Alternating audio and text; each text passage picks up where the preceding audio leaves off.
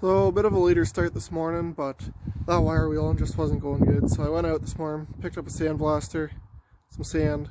Hopefully that gets her done a little bit quicker. So just about done the front section of the frame, most of the suspension and stuff. And it's turned out real nice. From there to kind of what it was before.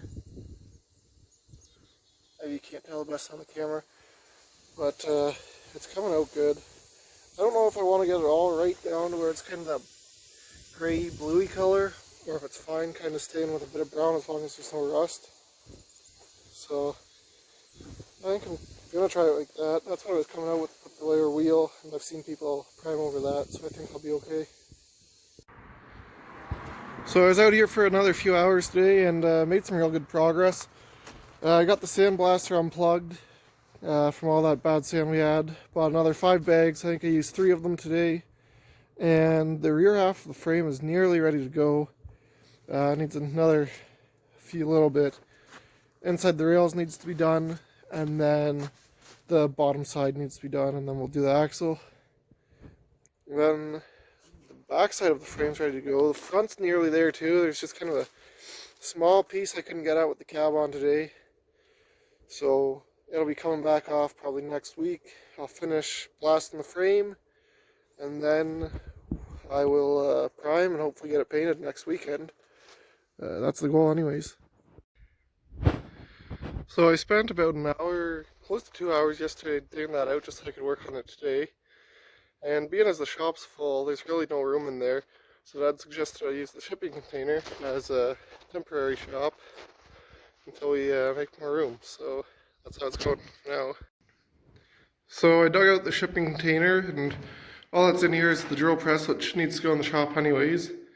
There's a few holes, but that's actually not bad. That's a bit light, and that's going to work well for when I set this up to paint, because I can do the exhaust fan there, the intake fan there, just put a heater, like a furnace filter over the fan, suck in all clean air and put all the dirty air out there. So I'm actually pretty excited about this.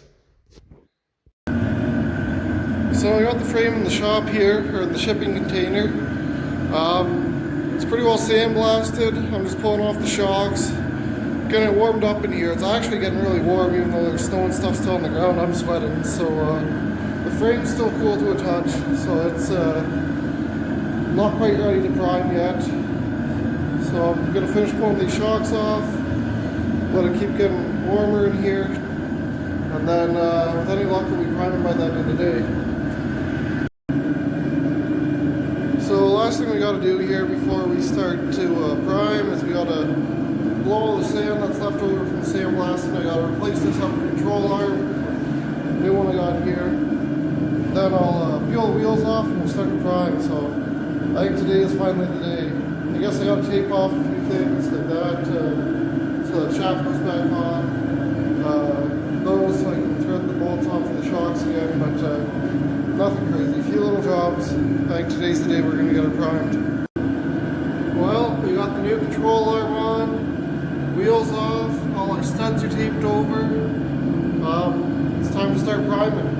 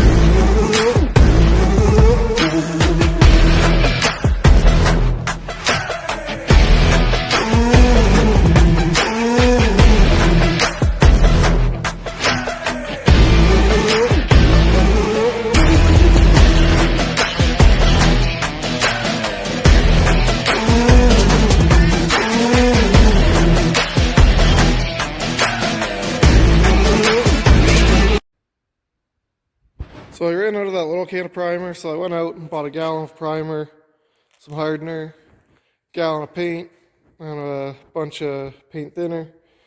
So we'll finish it up. I was almost done, but I figured I got lots to prime. I'll have to do the body afterwards, so we'll just buy a big can. It'll be cheaper in the long run. But I do have to mix this, which is fine. So I got my mixing cup. It's a 4-to-1 ratio.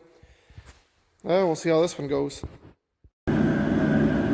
Okay, so fast forward here, and we got the frame all painted up. It turned out really well, in my opinion at least. That other primer that I had to mix, it worked really well too.